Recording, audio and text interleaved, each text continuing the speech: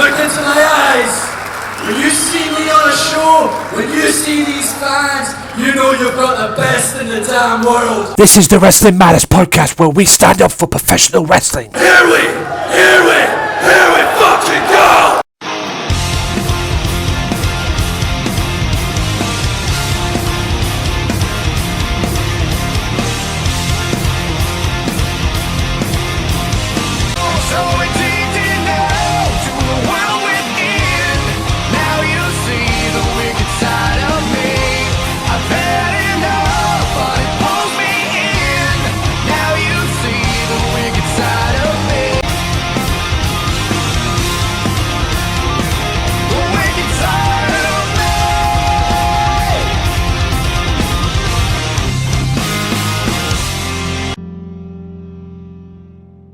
Wrestling Matters podcast. It is me, the HEAD, back with you for episode 162 of the Wrestling Matters podcast. Hope you guys are well. Welcome to another episode. On today's show, we're going to talk Raw, Smackdown, Ring of Honor, Impact Wrestling, and yes, ICW as well. We will talk ICW in the show at some point later on. Also, another part 4, I believe, of Lexa Rose's interview. The full audio is now up on the YouTube channel as well, so be sure to check that out as well. I'll leave a link in the description below. Also, Lexa Rose's information on where to follow her will be in there as well. Also, I'm going to talk a few other things here and there. Also, Payback. I'm going to give a review on Payback today. Yeah, I'm going to do that in this podcast. I might save that for last, all the same. Yeah, my own Payback review of what I thought of it will be coming up later on in the podcast. Also, is the NWA returning or going to return? The National Wrestling Alliance, that is, not the group. Find out later on. As a matter of fact, I'll talk about that in a matter of minutes as well. Plus, a few things here and there. All today on the Wrestling Matters podcast. It is episode 162, and this can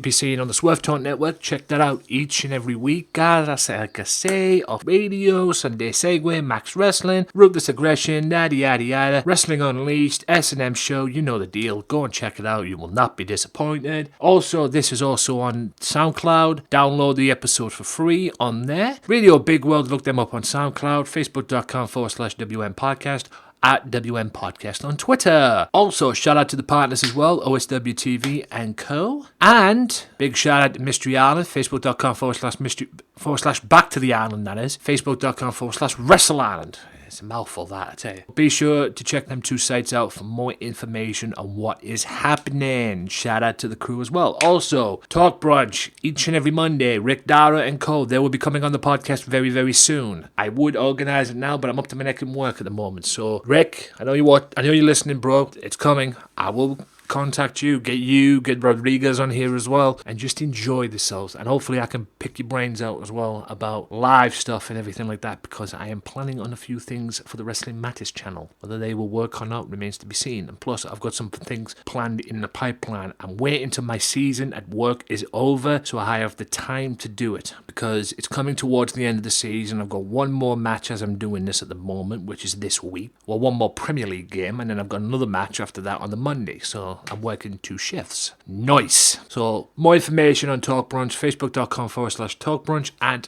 at Talk Brunch on Twitter as well. Now I've got the promotions out the way. I want to talk about this, and I want to talk about this very quickly. I won't try and be too big on this. It seems that NWA Wrestling is coming back. The National Wrestling Alliance, biggest promotion back in the day. That was until WWE came along with their expansion and whatnot. Jim Crockett Promotions, you all remember that. I'm sure you all got the WWE network and watch it each and every week like I do, or check it out and whatever. That was when the NWA was big. And then unfortunately it got bought out. Ted Turner bought it, and then in came WCW. Even though the NWA was technically still a part of WCW, but they were slowly fading away, and eventually they did. And then the NWA went to ECW with, the Eastern Championship Wrestling, which all led to what happened in August of 1994 when Shane Douglas threw the NWA title down. Boom, out with NWA, in with Extreme Championship Wrestling. Well, it seems that the NWA is slowly making a return, because it's been around, don't get me wrong. There's been NWA worldwide, and NWA Hollywood and stuff like that, indie stuff. But it seems that the NWA may be on the verge of making a return because somebody has bought the NWA, the National Wrestling Alliance. And you guys probably remember him because he was once president of TNA Wrestling. Billy Corgan. That's right, Billy Corgan has bought, I can't believe I'm saying this, Smashing Pumpkins lead singer, avid wrestling fan, mind you, but Smashing Pumpkins lead singer, an avid wrestling fan himself, because he, situation with TNA and Impact Wrestling and whatnot. The man behind the Grand Championship, too. Oh, that was a joy. The National Wrestling Alliance is now owned by Billy Corgan, if you can believe that. Now, like I say, it was big back in the day, the Harley races, the Ric Flairs and everything. But ever since then, it's been indie. The last time it was ever notable or relevant, the NWA that is, was back in the day when it was partnered with TNA. Because it hasn't been, TNA wasn't just TNA or Impact Wrestling. Back in the day it was NWA TNA. The weekly pay-per-views they used to do from the Asylum, which were great, by the way, and helped them get that deal on Fox, I believe it was. Fox Sport. That little 60-minute deal. The 60-minute, that 60-minute adrenaline wash is now. That kind of thing. So it did help. And then it slowly faded away, and then Kurt Angle became the very first TNA World Heavyweight Champion and King of the Mountain. That was the last time they broke away. That was when they eventually broke the partnership up with TNA and NWA. And then NWA went on to be, there was NWA Hollywood and stuff like that. Colt Cabana's a former champion, and the list goes on and on. So it hasn't been that much relevant that it was back in the day before WCW came in and Ted Turner and co. But now it's back, and I agree with Wrestling with Regret as well. But is it Billy Zane who does that? It needs to, if it's going to be promoted wrestling how it used to be, that's not going to get old. Considering the stuff that's been going on, considering the promotions and stuff that's going on now, the ICWs, the Ring of Honors, the Progresses and stuff, PWGs and that. So that ain't going to fit. But it definitely needs its own identity. There's a lot of promotions now coming back, are coming around in wrestling. It's a beautiful time to be a wrestling fan. WOS is coming back as well, World of Sport and stuff like that. And he even mentioned World of Sport as well. So if they can organize a talent exchange with most of these promotions, even New Japan as well, I think New Japan will definitely help them. Definitely help them if they can sort that out. That would be fucking phenomenal for them as well. I mean, anybody who can work with New Japan, you're on the right path, as Ring of Honor as well. So it definitely needs its own identity. It needs to be fresh. It doesn't need to go back to the old days. Yes, it will still have probably the NWA title belt, because that's still relevant, even though the company hasn't been relevant for God knows how long. But apparently the NWA title can be still relevant. There's a lot of prestige behind it. So I like to see where this goes. I'm with Wrestling with Regret on this one as well, Billy Zane. I like to see where this goes. I like to see how this pans out. I can't believe I'm actually saying that Billy Corgan's actually running it, but he had plans for Impact Wrestling before Anthem came in. So, he had plans for it. Maybe he can use them plans that he had for Impact Wrestling. Maybe he can use them for the NWA. And we finally get to see what Impact Wrestling may miss in that respect. Because he did have some plans for it, but he wanted full control of Impact Wrestling, and obviously he didn't get it. And basically he got kicked out, kicked to the curb, if you will. Despite the fact that he put a lot of the money that he had and bailed them out of TV tapings going into that brief period where basically they're on the verge of bankruptcy. They're on the verge of going out of business. That's why Matt Hardy deserves a lot of the credit, for keeping them relevant with all the broken-hearted stuff and everything. But with that being said, guys, I like to see where this goes. Like I said, I don't know full information on it, but it definitely needs its own identity and its own brand and its own, thing. Yes, keep the NWA title, but it's going to be interesting to see how it's built. I think that's my bottom line on this, considering all the other promotions around there. Do people want to go and work for Billy Corgan? Do people get what Billy Corgan says? Because he has a mind for the business. He just hasn't had the opportunity to take them yet. Maybe he has now. So I'm looking forward to it. Either way, we'll just have to wait and see what happens. But, maybe he can use the plans that he had for Impact Wrestling for the NWA. Will they work? I guess we'll have to wait and see. But with that being said, ladies and gentlemen, that is part 1 of the Wrestling Matters podcast, and I'll be back in part 2 with Raw and Smackdown highs and lows. Average week, I would say, for both shows, to be honest with you, and the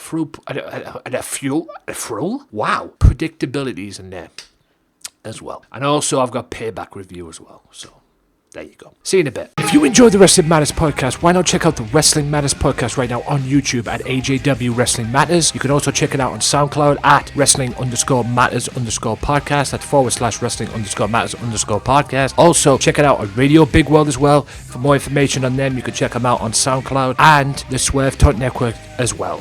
For more each and every week of the Wrestling Matters podcast, weekly podcast that talk about the best in professional wrestling today, whether it's WWE, Ring of Honor, TNA, ICW, Progress Wrestling, and the list goes on and on. Only the best in professional wrestling. Why?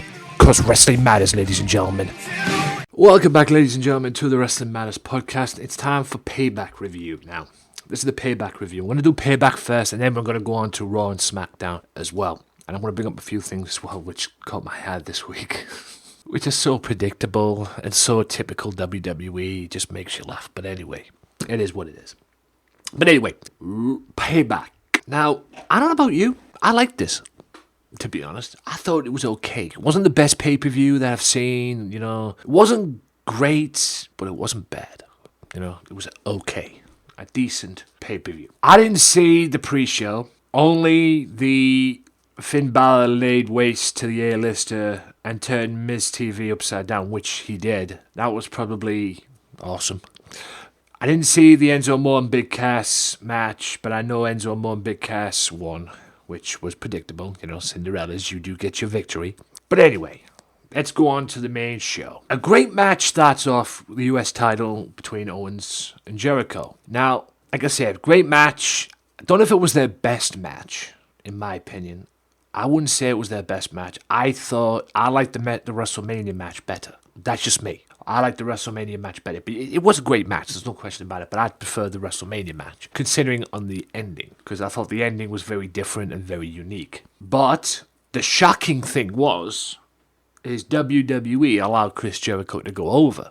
And Jericho, at this point in time at least, defeated Kevin Owens and became the new United States champion. A two-time, I believe, United States champion. All we know is I was blown away by this because with all the Fozzy dates coming up and everything. But we all found out eventually that it was all because apparently WWE wanted him to go to Smackdown. This was their way of saying, Chris, you're going to Smackdown. We'll put the US title on you. Like I say, I'll talk more about Smackdown later on. But yeah, good match to kick off. A disappointing match, in my opinion, was Austin Aries and Neville, because it was a kick-ass match, as it was at WrestleMania, which should have been on the main show, and I still vouch that to this very day. But Austin Aries won by disqualification, which spoiled the match, quite frankly. Very much spoiled the match. So hopefully, down the road, I'm guessing at Great Balls of Fire, Aries will get his third attempt to be the Cruiserweight champion and hopefully will win. To be honest, I'd save it for SummerSlam myself. That's just my view on that one. But yeah, great kick-ass match which was spoiled by DQ. We didn't need that. I suppose you're trying to make Austin Aries look like a legit threat to the championship, and he already was. You know, Neville beat him at Mania. You had this go down as well. But yeah, it was kind of spoiled for me. I love the match, but that spoiled it for me. The Raw Tag Team Champions, Hardy Boys and Cesaro and Sheamus. Great tag match. Hardy's won, as we all knew. But the inevitable happened, ladies and gentlemen. And Michael, if you're listening to this, which I'm sure you are, you were right. I was wrong, and I'm not ashamed to admit it, because I didn't see this happening, but it did. Cesaro and Sheamus heel turn. After the match, they laid waste to the Hardy Boys and beat the crap out of them, basically. So this feud is going to continue. There'll probably be another match down the road. On Raw next week, or this coming week, there's going to be a tag team turmoil, which no doubt will probably feature Cesaro and Sheamus, and no doubt they'll probably end up winning it, unless a shock happens like the US title. But we'll see. We'll find out tonight on Raw. So, yeah, the inevitable happened. Is it good for them too? I'd probably say it's good. It'd be interesting to see how it pans out and how WWE books them as heels. But yeah, it's good stuff. It's good for them. It's good at the moment. But like I said, we won't know. We'll have to wait and see what happens, and we won't know the direction this is all going to go until we've seen it for ourselves. Could it be successful? I think it can. But like I say, this is WWE we're talking about. You know, the booking ain't perfect. Booking can be retarded in WWE, as we've all known. Alexa Bliss is the new Raw Women's Champion, which was a little bit of a surprise, to be honest with you. But they decided to go with it. WWE decided to pull the trigger. Great little women's match between the two. Her and Bayley. And yeah, Alexa Bliss is the first woman to not only to be both champions on both brand, quite frankly. Smackdown and Raw Women's Champion. She's the first person to do that. So, fair play to her. And interesting to see what direction they go with her as Raw Women's Champion. Will it be different to SmackDown's? Guess we'll have to wait and see. Seth Rollins, Samoa Joe. Awesome match between the two. One-legged man in an ass-kicking contest again, and as we all knew, at least I knew, Seth gets his revenge on Samoa Joe for what he did before Fastlane. That cost him the match between him and Joe at Fastlane. You know, injuring the knee and caused this whole thing, you know, the one-legged man in an ass-kicking contest becoming the Kingslayer at WrestleMania. Joe caused it. Rollins got his revenge. The story of the match was basically Joe just focusing on the leg, basically. That's all it was at the end of the day. It was a great match between the two, as it would be. Could have been better, but happy with the outcome because Rollins got his revenge like I knew he would, and you could see it coming a mile away, so it'd be interesting to see what happens with Rollins and more on Seth Rollins later on Raw, in the Raw review, so stay tuned for that. Probably the craziest match I have ever witnessed in all my years of watching wrestling. I have been a fan of this great, beautiful business, sport, entertainment, whatever the fuck you want to call it, for a long, long time, ladies and gentlemen. This House of Horrors match was crazy.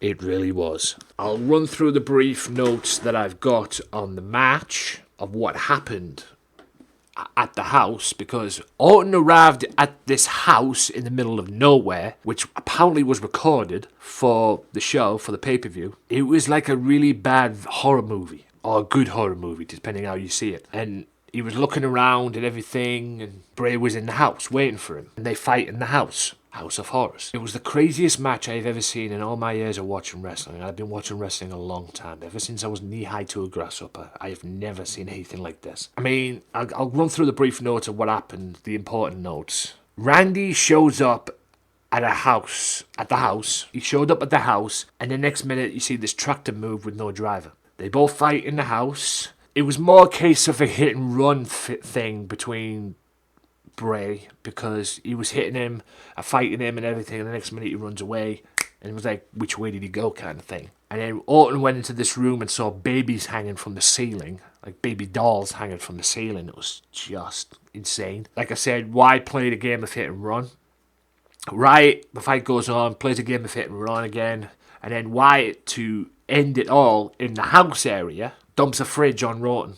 In the fight in the kitchen, gets him on the floor. Wyatt sees this fridge and just goes, and just flings it on him. It was unbelievable. Wyatt says, follow the buzzards, and the house goes red on the outside, which was even more creepy. Wyatt leaves the arena, heads for the limo, and starts singing The Whole World in His Hands on his way back to the arena, which was recorded, but that's what they want you to believe.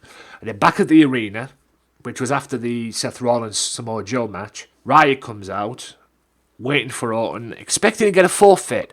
The lights come on, Orton's in the ring, and the fight continues. And Bray Wyatt managed, it was a brutal match, brutal way to end. And yes, the Bollywood boys, the Singh brothers, whatever you want to call them, and Jinder Mahal pop out and cost Orton the match, all building to their match at Backlash for the WWE Championship. So I'm happy that Wyatt got a victory in that. I'm very happy that Wyatt got a victory in that, to be honest with you. But at the end of the day, it should have been for the WWE Championship.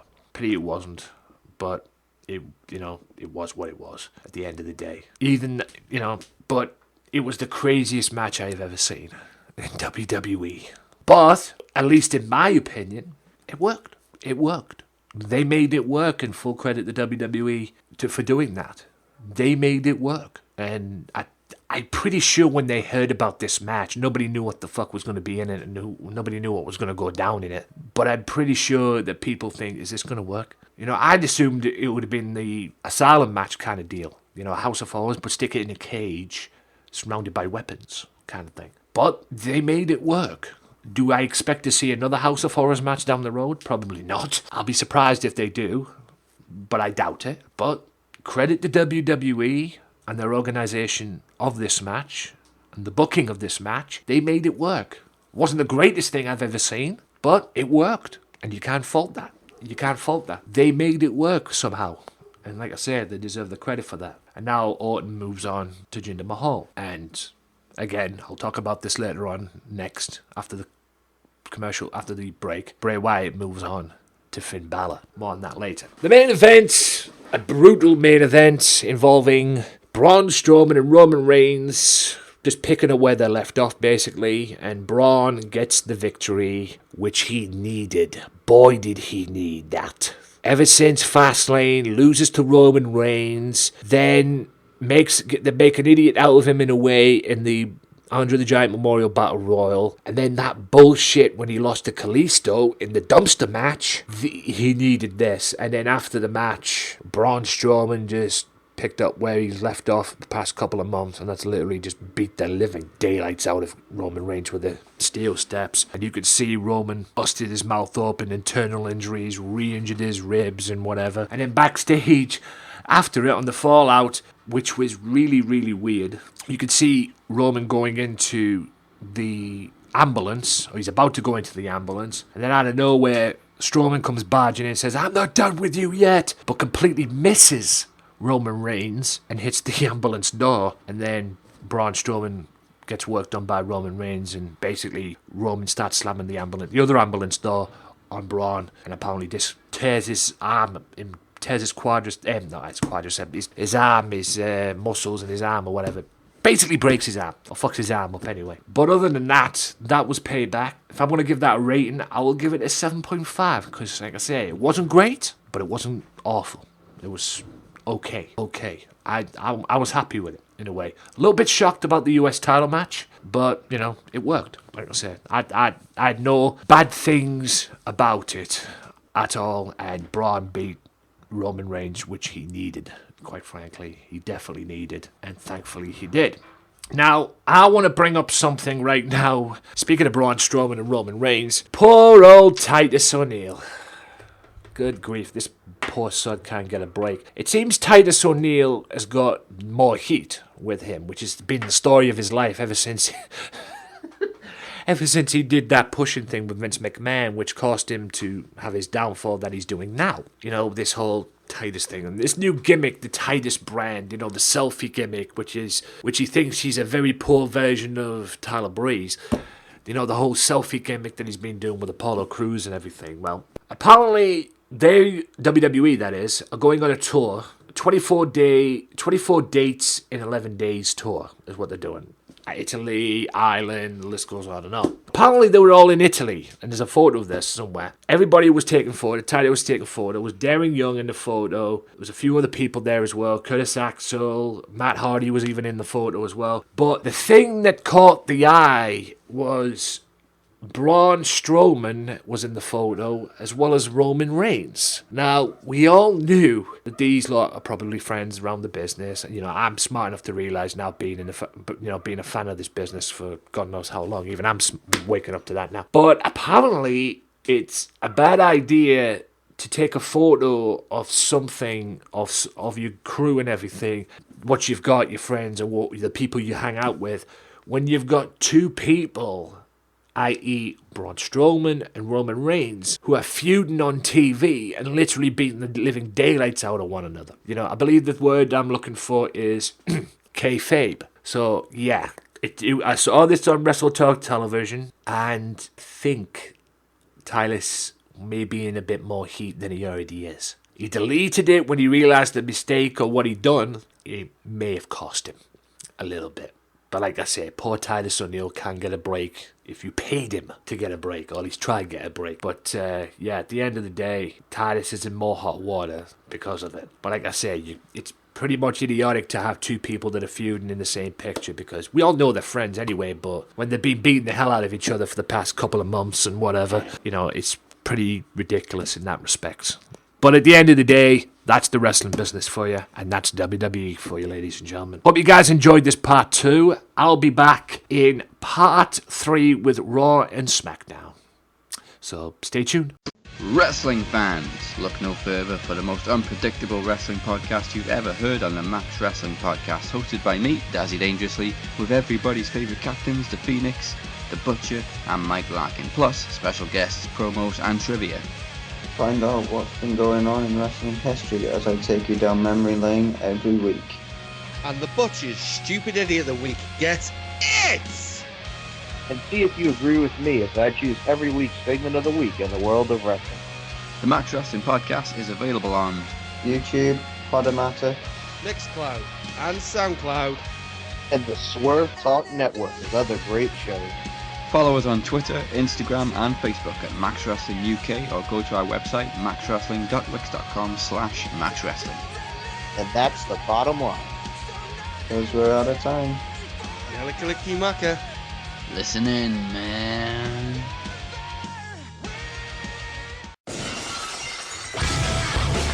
Be sure to listen to the Sunday Segway Wrestling Podcast. What?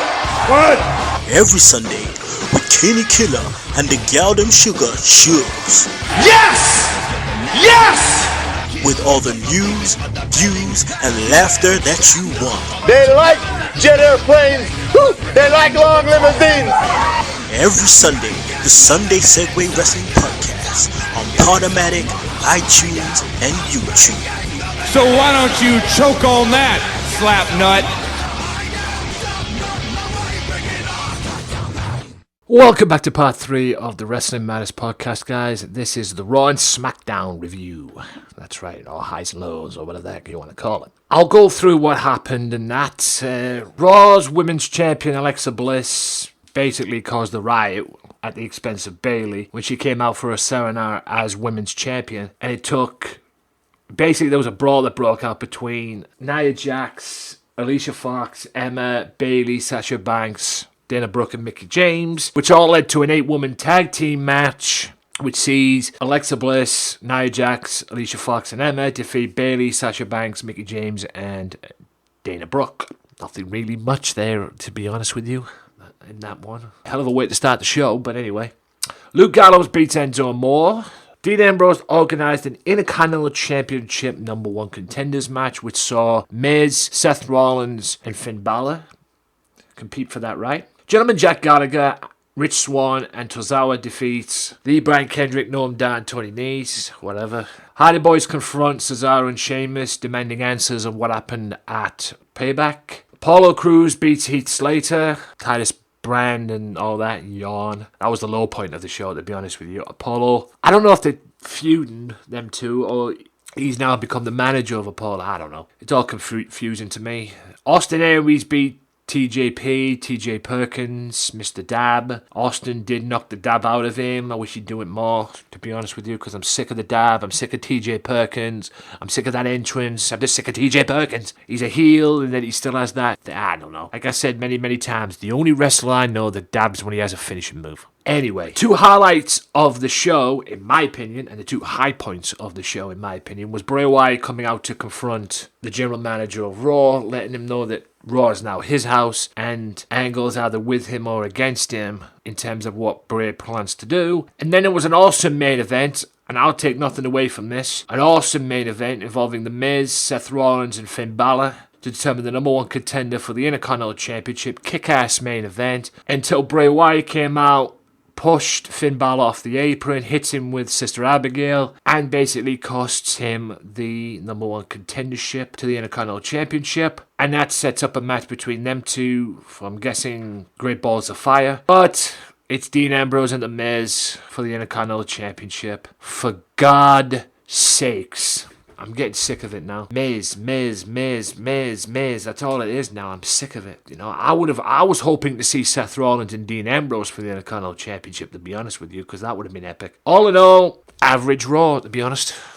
Now, in what was a somewhat predictable SmackDown, in terms of the main event, United States Championship picture heated up on Team Blue, which saw the number 1 contender coming out to confront Chris Jericho, Shane McMahon welcoming Chris Jericho to SmackDown, and Kevin Owens sticking his 2 cents in as well, which led to the main event, which I'll get to in a second. Jinder Mahal beats Sami Zayn more momentum build for his match with Randy Orton at Backlash. I was expecting an Orton to come in and do what he did, or do what Jinder did at Payback, to be honest with you, but it didn't work. Ty Dillinger defeats Aiden English, and more stupidity from JBL, saying that Ty Dillinger was coming out to say that Aiden English was a perfect 10. You're a minus 10, JBL. That's all I'm saying on that. Carmella and Natalya defeat Naomi and Charlotte Flair. Before that, Tamina, Carmella and Natalya tried to recruit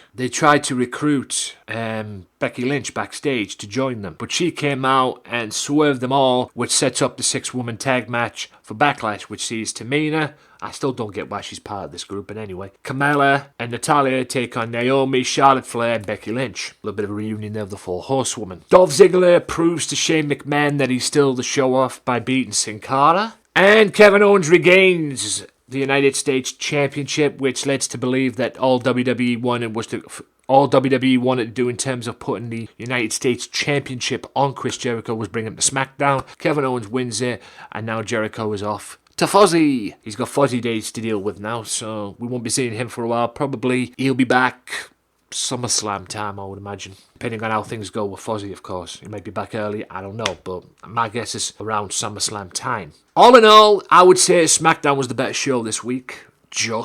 But Raw definitely needs to improve. There was 2 good things about Raw. That was the Bray Wyatt situation with Kurt Angle and the main event. And Kevin Owens regaining his belt. And now it's Kevin Owens and AJ Styles at Backlash. Things need to improve with Dolph Ziggler. And I thought there would have been another build-up, or a bit more build-up towards Jinder Mahal's championship match with Randy Orton, but there wasn't. But Jinder got a little bit of momentum beating Sami Zayn. Poor Sami Zayn. Hope you guys enjoyed this part 3. That was the highs and lows-ish of Monday Night Raw and SmackDown Live. I'll be back right after this with more on the Wrestling Matters podcast, because we've still got Impact Wrestling, Ring of Honor, ICW, another part of the Lexa Rose interview, and WWE being exposed on something, which I'm going to talk about in the final part, about the Roman Reigns situation with Braun Strowman again. But this time it was going back to when Braun brutally attacked Reigns on Raw. You know, the ambulance tip over and everything. I got a little scoop on something which caught my eye this week on YouTube when I saw a video of it, and I thought it was hilarious. But I'll share that with you in the final part. So all of that is to come here on the Wrestling Matters podcast, so stay tuned. Be sure to listen to the Sunday Segway Wrestling Podcast. What? Every Sunday with Kenny Killer and the Galdem Sugar Shugs. Yes! With all the news, views, and laughter that you want. They like jet airplanes. Woo! They like long limousines. Every Sunday, the Sunday Segway Wrestling Podcast on Podomatic, iTunes, and YouTube. So why don't you choke on that, slap nut? Right, ladies and gentlemen, welcome back to part 4 of the Wrestling Matters podcast. Let's talk Ring of Honor and Impact Wrestling. But before we do that, I've got a few things I want to discuss. 3 things came up on the news this week. Payback. You heard my Payback review earlier on. And you heard that Alexa Bliss is crowned, the new WWE Raw Women's Champion. Bayley was meant to win that, from what I've just been told. It's a lot to sink in, so bear with me, guys. So basically, it was the case of Bayley was meant to go over on Alexa Bliss, but then on the spur of the moment, it got changed, and Alexa Bliss went over on Bayley. Good old WWE and Vince McMahon changing things at the last minute. Lovely. Cody Rose will not be in Impact Wrestling anymore because, from what I've been told and what I've read, he has signed a deal with Ring of Honor, which does not allow him to compete on televised American promotions. So PWG can still get him, WCPW could still get him, and so on. And other indie promotions that are not on television can still get him. Impact Wrestling are going to miss out because he's no longer going to be on Impact Wrestling. Now he's signed this deal with Ring of Honor. And I would imagine Japan will be thrown in there as well. New Japan Pro Wrestling will probably be thrown in there as well. So, yeah, Cody Rose is in Ring of Honor, I guess. More on that in a second. Also, speaking of Ring of Honor, WWE, baby. It seems that there's a lot of talk going around about Adam Cole going to WWE. Because apparently, as I'm doing this podcast, he is no longer under contract to Ring of Honor. Despite the fact that he's got some matches coming up with Ring of Honor, i.e. War of the Worlds, the New Japan versus Ring of Honor pay-per-view, is why he's got a hell of a match coming up. But apparently, he's no longer under contract. So basically, he's a free agent. And there's all this talk of him going to WWE, which I don't have a problem with. Like I've said on Unleashed, and I'll say it now. The thought of him going to WWE is great. He deserves it. But it has to be the right move for him, of course. But WWE want to bring him in as a new face of NXT, which again is perfect. Because I'll tell you this right now, the thought of Bobby Roode versus Adam Cole, just sign me up, please. And a lot of stuff going on in there. They want to revamp NXT as best they can. You know, there's Kyle O'Reilly being mentioned as well, coming to NXT. There's even Donovan Dijak being mentioned as well. You know, people like that and a few other people here and there. Hell, Leo Rush being one of them. But apparently Ring of Honor are accusing WWE of tampering with contracts on wrestlers, so they've actually held that off. That's why things haven't been done yet in that respect, because Ring of Honor are accusing WWE of tampering. So Adam Cole, future NXT champion, I'm down for it. I mean, they need somebody probably to fill in the gaps of Bobby Roode when he eventually gets moved up. So Adam Cole's a perfect man for the job. I want to see an Adam Cole-Bobby Roode match. That is just mouth-watering at its best. So, yeah, Adam Cole in NXT, Adam Cole in WWE, WWE, baby. Maybe they can put that in his theme song. We'll have to wait and see. But Adam Cole, I'm down for that as well. Anyway, speaking of Ring of Honor, let's talk about Ring of Honor, highs and lows. I'm just going to talk about the main high which caught my eye, ladies and gentlemen, this week, which I loved so much. The Young Bucks. The Young Bucks, who in my opinion are the best tag team in the business, bar none.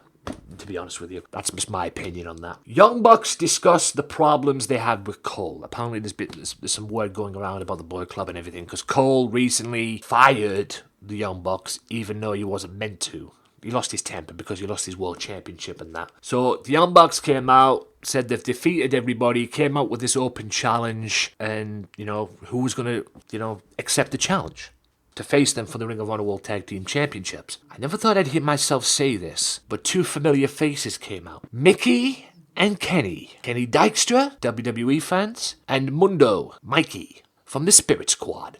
That's right, the two, I guess you could say, founding members of the Spirit Squad. Last time I saw them, they were on Smackdown. Two members of the Spirit Squad, and now in Ring of Honor. I can't believe I just said that.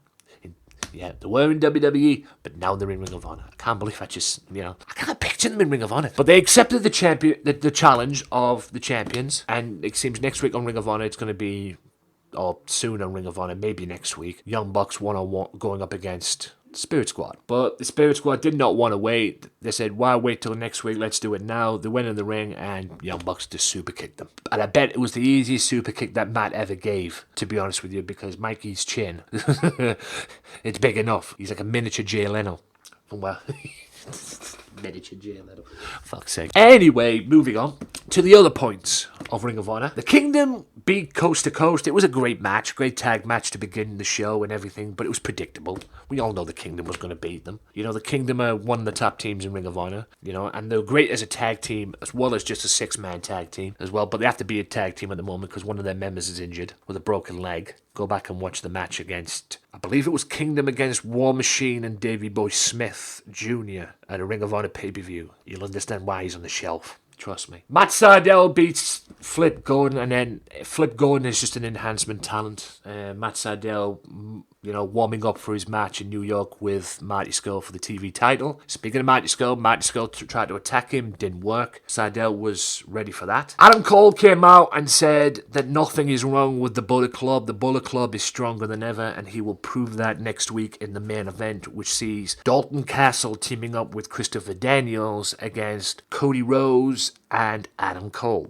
We'll find out next week if Adam Cole's statement is true. And in an awesome fatal four-way match, four corners match, whatever you want to call it. Again, it was predictable, guys. I said this last week. I'll say it again. In New York, you've got Christopher Daniels, Cody Rose in a triple threat match. Who do you add to the mix? Jay Lethal. Of course. Jay Lethal was going to win because Jay Lethal and Cody Rose are still feuding. Daniels wants a piece of Rose for sneak attacking him after he retained against Dalton Castle. But the main piece of the pie out of this is Cody Rhodes and Jay Lethal still feuding. Basically, Daniels is the centerpiece of this just to make it all work together. And we're going to get a triple threat match, or three-way, whatever the heck you want to call it, for the Ring of Honor World title in New York between Daniels, Rose, and Lethal. And that was Ring of Honor. Very good Ring of Honor. Impact, however, saw Matt Sydal and Eddie Edwards kick off in a kick-ass match. Back and forth stuff. Fast-paced. Loved it. Beautiful way to kick off the show. And saw Matt Sydal get a victory over Eddie Edwards, which was surprising. And credit to Matt. Don't get me wrong, Matt Sydal. And he beat him clean.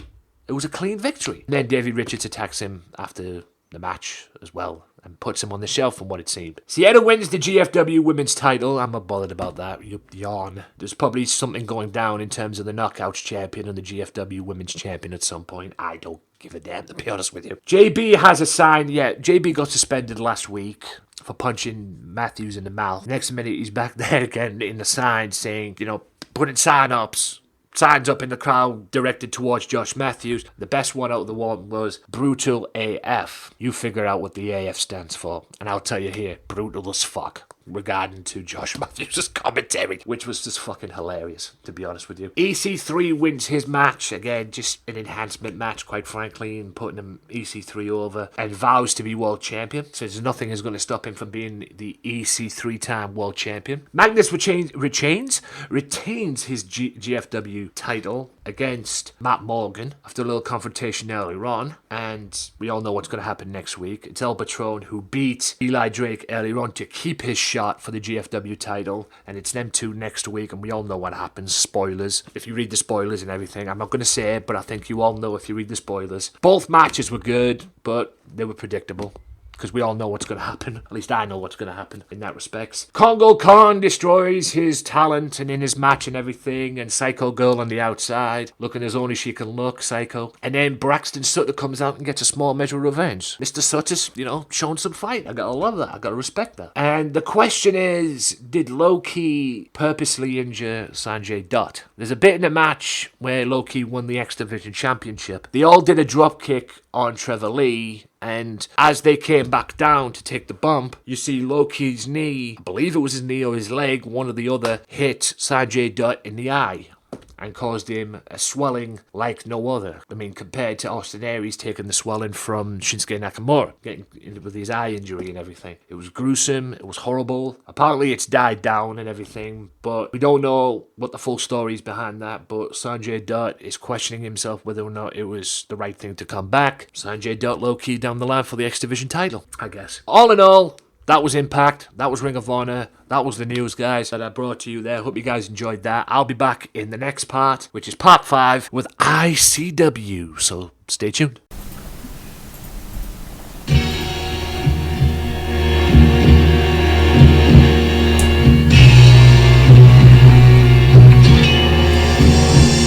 Hey guys, this is Mike Larkin. And this is Stevie Nicks.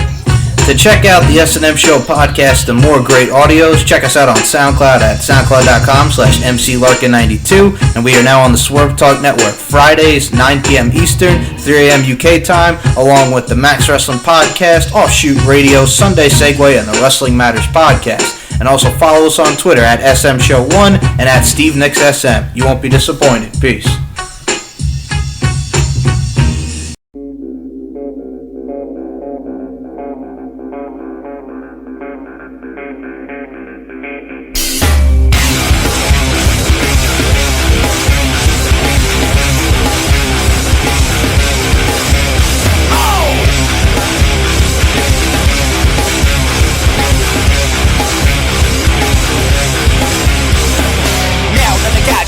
I got something to say from another dimension. Yeah, ladies and gentlemen, you know what time it is. You heard the music. It's time for Ring of Honor. Wow, ICW. Sorry, little slide there. Naughty Walker.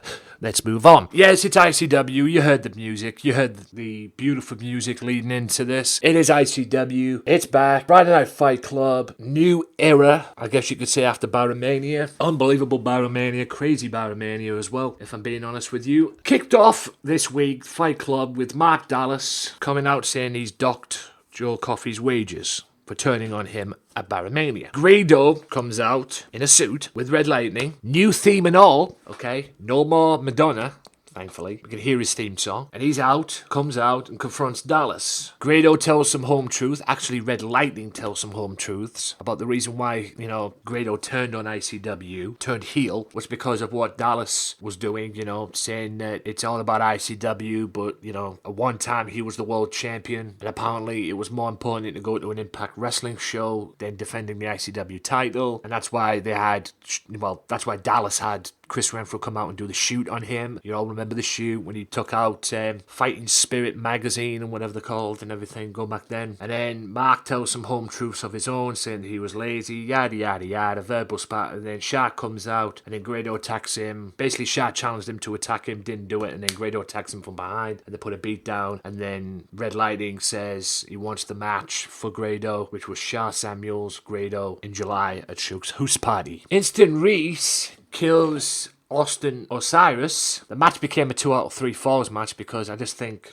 Reese wanted a workout basically, because he absolutely killed him and destroyed him. I think he just wanted a workout, quite frankly. So why not give him it? Highlight of the show was an epic match between Tyler Bate and BT Gunn. Very innovative wrestling, great stuff, back and forth. Beautiful match. I wish ICW, or WWE I should say, would allow ICW to defend the UK title. That needs to happen more as well. Not just in ICW, but in other promotions that Tyler is in with the UK Championship. Bring a little prestige to it, because everybody wanted the match to be a title match. Unfortunately, it wasn't, but it was a great match nonetheless. One of the highlight spots of the match was Tyler had BT from behind in one of them waist locks that he was going to do. Kind of like if you were going to do like a German suplex kind of thing. BT goes to his knees, goes under Tyler Bate. Tyler steps forward, backflips, and goes right back into the hold again, which was very creative, very innovative, and Tyler gets the victory. And they both show respect. Hopefully there'll be a match down the road between these two again, and hopefully this time it'll be for the UK title. Now, tag team champions beat Ravy Davey and Charlie Sterling. Nothing much in that match. Going back one, Jordan Devlin versed Stevie Boy in a match, which wasn't the story of the whole match wasn't the story. Stevie Boy came face to face with the Mikey Whiplash's Legion, his new Legion. Yes, apparently Legion are back. All these people wearing masks coming out, trying to attack Stevie Boy.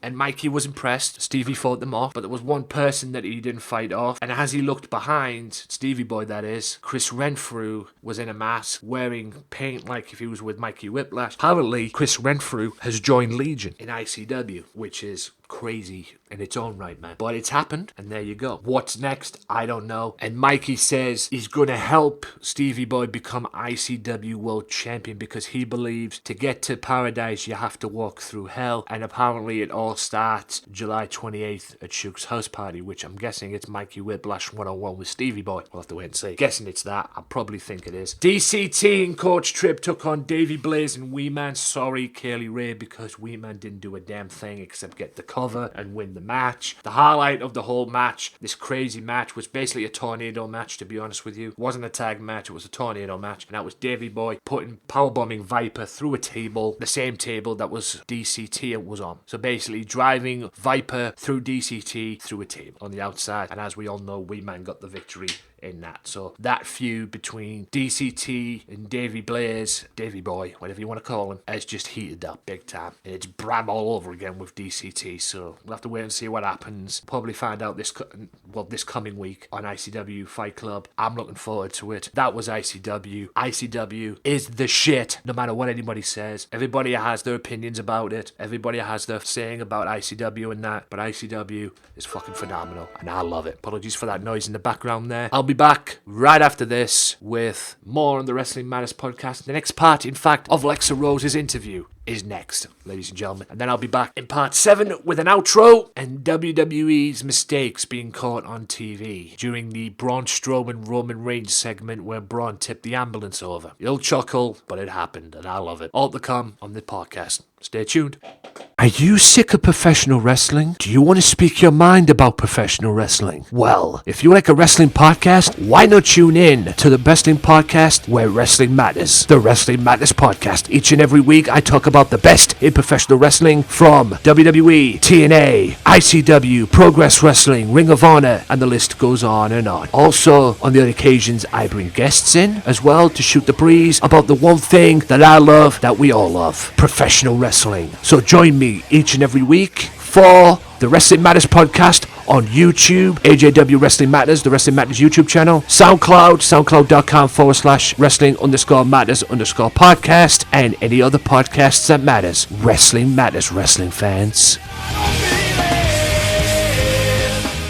If you like the Wrestling Matters podcast, why not follow the Wrestling Matters podcast now on Twitter at WM Podcast for all professional wrestling news. Wrestling Matters, wrestling fans. Yeah. There has been times, and it's not just this one as well, it was with Daniel Bryan's match with Triple H at the WrestleMania as well, that kicked off WrestleMania, which led to Daniel Bryan winning the title. She was only there, she's only there because she's Triple H's, wife, kind of thing. And there has been times that she didn't need to be there, kind of thing. But like you correctly say, if you're going to be there, get involved. Get on the fans' case, or get on whoever the opponent is, i.e. Seth Rollins. Get more involved. Trip a leg up, to be honest with you. The only time she ever got involved was when she got up on the apron, and the next minute she's getting up from going through the table. That's the only time. That's the only time she got involved, for me. But like you say, if you're not going to get involved in a match, don't be out there. Don't be out there. Get more involved if you're going to be out there. But at the end of the day, you're basically looking like something that we already know. You're only out there because you're Triple H's wife. Get more involved. But at the end of the day, it was what it was. It wasn't the best unsanctioned match, but it was good. And it was better than the mixed tag match. That I would say. Yeah, definitely. Yeah. Oh boy. Probably the strangest WWE Championship match I've seen in a while. But it was good, don't get me wrong, but it was also strange, considering what Bray Wyatt's mind games in the match. And yes, ladies and gentlemen, like I predicted, Randy Orton is now your WWE World Heavyweight Champion. He is the Smackdown King. This feud's not over, though, by a long shot, because the House of Horrors match coming up, I'm guessing, will be Payback. Or not Payback, Backlash, excuse me. But yeah, Randy Orton is the WWE Champion. What's your take on this match? What did you like about it? The highs and lows. And not only that, what's the future, in your opinion? What should happen with Bray Wyatt? Well, as far as the match, I thought it was actually pretty entertaining. It was very, very, and I've always told you this, I love the theatricality of wrestling. So, of course, something like this I thought was great, especially with the camera shots where the lights would go out and all of a sudden you would just see these disturbing, images on the ring and on Randy Orton. I thought it was really cool. It was a cool little gimmick match. It was, for me, visually entertaining because you had, the creepy aspect of it. And it's, way different from something that they would have used for The Undertaker. This is something, had they known then what they know now, they could have probably used it, but I think it works well with Bray Wyatt because The Undertaker has his own presence and he doesn't have to do much to make his presence felt. But with Bray Wyatt, it just kind of, every time he arched his body backwards, all of a sudden the lights would go out and then you would see all these images. And I thought it was really visually entertaining, and I thought it was so cool to see them play with camera angles and little camera tricks and theater tricks that made the match look more than just a wrestling match, but kind of almost a supernatural match. Yeah, Orton is the Viper. He is now the champion. It was the strangest match. Don't get me wrong, it wasn't entertaining. It was. I mean, the mind games. It was definitely weird. But it was definitely weird. I have never seen anything like that in a match in my life. Beautiful build-up, captivated with their match at Mania. 6 months, because at one point them two were the SmackDown Tag Team Champions, if you can believe that. Yeah. So, yeah, all beautifully done. And like I said, it's not over yet because we've got the House of Horrors match, which is scheduled for Backlash, the next Smackdown pay-per-view, from what I've been told. So, yeah, it's not over yet by a long shot. And now that Eric Rowan's back in the mix... I know! Eric Rowan's back, that makes it a little bit more intriguing. Because now where does Luke Harper stand with all this as well? Because now, yes, he's still the babyface. Yes, they had the tag team match on SmackDown. I was kind of hoping of a original Wyatt family reunion. But, yeah, we have a Wyatt family, it's just with two people. Bray Wyatt and Eric Rowan. Basically, but yeah, it's intriguing. And if I was Randy Orton during all this, I'd keep an eye on Luke Harper. Because although Luke Harper's breaking away now and doing his own thing, and he's broke away from the spell of Bray Wyatt, doesn't necessarily mean to say that he may go back to it. But we'll have to wait and see. Yeah. Brock Lesnar. Not to sound like Paul Heyman. I didn't even watch that match. I just, no. Well, I'll go through it with you right now because it was suplexes, spears, 10 minutes of that. And at one point, Brock Lesnar suplexed Goldberg, I think on 2 occasions. Gave him his suplexes that he usually does. After the one suplex he gave, he bounced back up, and Brock turned round, and Goldberg almost speared him through the damn ring ropes to the outside. Oh boy. And like I said to Michael, look, I know Brock's Brock and everything like that, but Jesus Christ, Brock Lesnar's got to be hating them spears. At one point, he's got to get up and say the amount of spears he has took over the period since Survivor Series and everything, since all this started and everything. He's got to think, I fucking hate them spears. But, like I've said many, many times, all the goofballs out there, why have they put the Universal title on the 50-year-old man? This was all build-up for Brock getting his payoff, if you will, and beating Goldberg finally to become the Universal Champion. I don't like the idea of where that's going now, from what I'm getting, but we'll get to that in a second. All in all, it was a long match. It wasn't 1 minute 26 seconds or whatever the fuck they had planned. Apparently, it was 10 minutes of brutality. And Brock, the right guy, hate to say it, I love Goldberg, but the right guy won. At the end of the day, the right guy won. Brock Lesnar got his payoff. Where this goes, we don't know. Smackdown Women's Title. The match that was supposed to be on the pre-show until the proverbial voice of the voiceless, the WWE Universe, decided, no, let's put them on the actual show. Let's get them on the main card.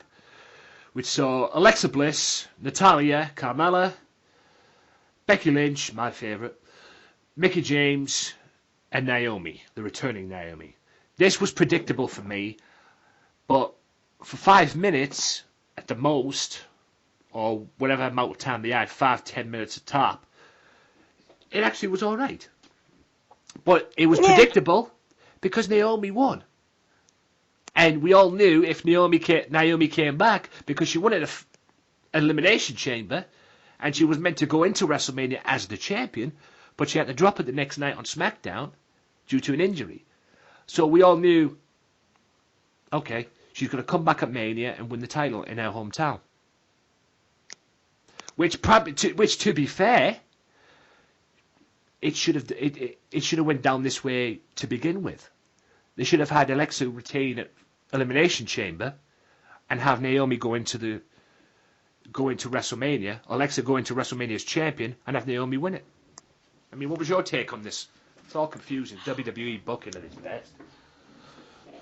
Well, I mean, the match wasn't like all that great, but I really did want Naomi to win because I thought it was like really unfair that, she gets injured and has to give up the title. Meanwhile, there's been other champions who've been able to wrestle injured. Well, basically like kind of be champions without having to like defend the belt, Yeah. And I thought when she came back, I knew it was going to be a predictable match, but I was expecting a little bit more out of the match, to be honest. Yeah. But for what it was good, but it could have been better. I will say that. Mm-hmm. But yeah, 6-person or 6-woman battle, 6-woman pack challenge, as it was meant to be. No appearance from scheduled people that were meant to be in this match. All WWE were trying to get for this match, like a Kelly and a Victoria and all that. They just left it to the SmackDown Women's division itself. And yeah, Naomi won the belt, which the rightful person won at the end of the day, but it was predictable. Yeah. And now we get to the sad part of WrestleMania, at least sad for me. Roman Reigns, Undertaker. I love the match for what it was and for what they had. It was a great match. A lot of botches in there, to be honest with you. But it wasn't the perfect match, I'll say that. But yes, ladies and gentlemen, Roman Reigns went over on The Undertaker and beat The Undertaker, which leads to the whole Brock Lesnar thing, which I'll get to in a second. But from what it seems, ladies and gentlemen, it is the end of The Undertaker. He took off his hat, his coat, his gloves, the MMA-style gloves that he wears, left them all in the ring, walked up the ramp, and was gone. And it was being confirmed. It's over. WrestleMania 33 is the end of The Undertaker. And I don't know about you, but I was sad. Well, I can safely say my fiance Trigger wasn't too happy about it at all. He loves The Undertaker. He idolizes The Undertaker. So, you know, for him, it was like kind of an end of a childhood, end of an era kind of thing. And for me, it kind of broke my heart. Like, you know, when you hear something heartbreaking, you feel in the pit of your stomach. That's how I kind of felt. And I can only imagine how Roman Reigns feels, because I'm sure he felt the same way. He looked up to The Undertaker as his hero. So imagine having to be the one to retire your hero. Well, it's funny you bring that up, actually, because Roman Reigns came on an interview with ESPN and said that his win against The Undertaker felt more of a loss. Mm-hmm. Because, like you say, he beat the legend. And this does not sit well with WWE fans. If you watch Monday Night Raw and seen Roman Reigns come out and get 10 minutes of complete hate, stood in the ring and took the heat and basically turned around and said, "This is my yard now." And I don't care what anybody says. No simple-minded wrestling fan could come up to me. Yes, he's positioned in the company as a babyface, but as far as I'm concerned, Roman Reigns is a flat-out heel. Because you do not stand in the middle of a ring, take 10 minutes of complete hate and, well, I wouldn't say abuse, of people saying, "Go away, fuck you, asshole, Roman sucks." It was so rude. This, and this. And nobody could say to me after that saying, "Alright, he's a babyface still," because he's not. People do not get him. And I said this the minute this match was made, because apparently Undertaker did this to put Roman Reigns over. He wanted Roman Reigns to go over. And whether it was a babyface or a heel, I don't know. But I see this as Undertaker basically passing the torch to Roman, saying, "Yes, I run the yard. I've done it for God knows how long. Here, there's the torch. It's yours. I'm done." But Jesus Christ, did he get some heat on Roman Reigns? What was your take on the whole situation from Roman Reigns? And what do you see the future for Reigns now? Honestly, I'm gonna be honest. Oh, please do. He just, Monday Night Raw, the Raw after Mania, he cut one of the best promos ever in history. 4 words, short and simple, to the point. And even if he does get booed, I mean, look at John Cena. Look how that worked out for him. I mean, look at Kurt Angle. Look how that worked out for him. I mean, yeah. Is it really such a bad thing to be booed? Yeah, but this is worse than John Cena's though. This is worse than John Cena. To John Cena, him getting booed and that. Yes, he still had his legions of fans and everything like that. But to him, that was pantomime stuff. This is serious stuff for Roman, because basically he is beating the guy that everybody likes, like your fiance liked, like I liked. He hasn't just beaten a Triple H or a Goldberg or Bray Wyatt or anything like that. He is beating the man many people, and I don't blame them to be honest with you, many people call Mr. WrestleMania, The Undertaker, in terms of the streak that he had. But at the end of the day, it is what it is. And like I said earlier on, they've positioned him in this spot now because they want another Brock Lesnar-Roman Reigns match, except this time for the Universal title. Because, to throw this question out with you, name 2 wrestlers who have beaten The Undertaker at WrestleMania. Brock and Roman. So now we find out who's running the yard. I mean, Brock probably has to go through Braun Strowman first at some point, but apparently from what I've been told, he's not scheduled to defend the championship at Payback, and apparently there's going to be a Braun Strowman Roman Reigns match to determine the number 1 contender. So the next time you'll probably see Brock Lesnar defend the championship before SummerSlam anyway will be either in June or July at Extreme Rules or Bad Blood. Either way. But yeah, good God. I mean, what they're penciling in, at the end of the day, they wanted Roman Reigns and Brock Lesnar for WrestleMania next year. And there's talk about AJ Styles going to Raw, and they're going to put Roman on SmackDown to keep them away. So if that's the case, that leads me to believe that Roman Reigns is basically going to win the Royal Rumble of 2018 and then pick Brock Lesnar to fight at WrestleMania should he still be Universal Champion. You know. I mean, I know what your take on is, but it's all confusing to me. They've just got rid of WrestleMania 33 and they're already talking about WrestleMania 34. I mean, they're already starting to talk about travel packages for New Orleans. I'm like, Jesus.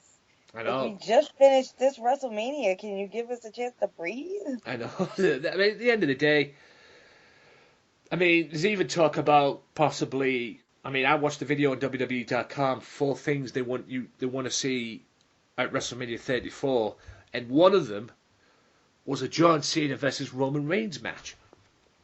Oh, jeez.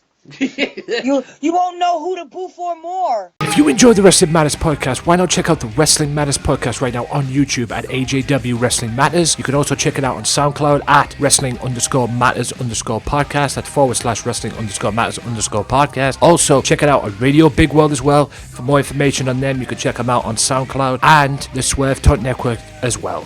For more each and every week of the Wrestling Matters podcast, weekly podcast that talk about the best in professional wrestling today, whether it's WWE, Ring of Honor, TNA, ICW, Progress Wrestling, and the list goes on and on. Only the best in professional wrestling. Why? Because wrestling matters, ladies and gentlemen. Right, ladies and gentlemen, welcome back to the final part of the Wrestling Matters podcast. This is the outro. And I want to talk to you about something as well, which caught my eye and chuckled me a little bit. But hey, this is WWE. This is why we love the wrestling business so much. But I'll talk to you about that in a second. Episode 162 is on the Swerve Talk Network. I told you before, earlier on in the intro, and I'll tell you now, you won't be disappointed. Max Wrestling, Sunday Segway, S&M Show, Golden Age, Game of Thrones, Max Wrestling videos as well, and all that stuff. You won't be disappointed. Go and check it out each and every week. Also, SoundCloud.com as well. Download it for free. Look Wrestling Matters Podcast up in there. Also look Radio Big World up in there as well. Facebook.com/WM Podcast. I'll say that again. Facebook.com/WM Podcast. Also at WM Podcast on Twitter. Also check out Mystery Island as well and Wrestle Island. Facebook.com/Back to the Island. Facebook.com/Wrestle Island. At Wrestle Island on Twitter too. Okie dokie. I want to talk to you quickly before I leave you guys about something that caught my eye this week. I saw a video on YouTube. 5 mistakes that were caught on live TV in WWE. And one of them referred to the incident, the segment with Braun Strowman and Roman Reigns the night he tipped over the ambulance. Because there was 2 mistakes, if you watch this video carefully, and I'll leave a link in the description. I'll put it at the top of the description as well for you to check out. One of them was... Do you know where, in the segment where he pushes him off the platform that they were on that stretcher, and he went down looking like he took a pile driver in the stretcher? Well, as I expected, because if it had been Roman Reigns, it'd have killed him probably, or put him out of action, period, because the way the stretcher went down, it did look like he took a pile driver. Apparently, it was a dummy, because if you look at the video, Roman has a tattoo on his shoulder. The person didn't have the tattoo. So it was a dummy. Either that or stunt double. But I'm pretty sure it was a dummy as well. And I found that very, very funny. But the other bit as well, which WWE failed to cover, is where Braun Strowman tips over the ambulance. And if you watch that back and look to your bottom left as you're watching on the TV, you could see Roman Reigns' shadow coming out. Or you can see Roman Reigns' shadow as he's coming out of the ambulance. Excuse me. Oh boy. WWE at its blatant best when it comes to editing. Yes, they have to do this kind of stuff. I get it and everything, but it's fucking hilarious when stuff like this happens, man. It really is. It makes me laugh and it makes me chuckle. It brings a smile to my face. It really does. You know, just seeing them like that, and then probably Vince is looking back on it and saying, "Why did you edit that bit out?" Or I'll cover that bit up a little bit and everything. It really is. It's fucking gold. It really is. I'm sorry, but it's absolute gold. But there you go, guys. I'll leave a link in the description below. Probably at the top of the description where you can find the video that I saw this on. It is on YouTube. Check it out. And you'll see it for yourself as well. And it wasn't just that as well. There was 4 others on there. But that one caught my eye because that was recent. That was more recent as well. And I thought it was hilarious, to be honest with you. Hope you guys enjoyed that. Hope you guys enjoyed it if you see the video as well. But other than that, ladies and gentlemen, that is episode 162 of the Wrestling Matters Podcast. Another part of Lexa Rose will be next week. Plus more on the Wrestling Matters Podcast, the usual stuff. Hopefully I'll be getting some guests on very, very soon as well. I'm kind of taking a break on guests at the moment because I'm up to my neck in work and stuff and other stuff as well. But hopefully I'll be getting some guests on and more interviews, and there will be some more interviews coming up as well. So look out for that. I've got the Altered Angle coming on very soon as well. I'm going to get in touch with Talk Brunch. Talk Brunch coming soon to the Wrestling Matters Podcast as well. Plus a few things here and there. Hopefully we'll get Max Wrestling on, Daz and that on as well. I haven't had Daz on for a while. I like to get him back on. But it's like I say, it's one thing doing this show, guys. It's another thing we have to organize it as well, because certain things can get in the way, as we all know. An S&M show will be coming on very, very soon as well. I'm just waiting for word on Stevie, Michael's right-hand man, whether he's available as well. But hopefully that'll be arranged very, very soon. Until then, ladies and gentlemen, wrestling matters as it should to you. And if it doesn't, you're not a wrestling fan, because it damn sure matters to me. I am a passionate wrestling fan. God damn it, I'm proud of it. Until next time, guys, episode 163. Peace out.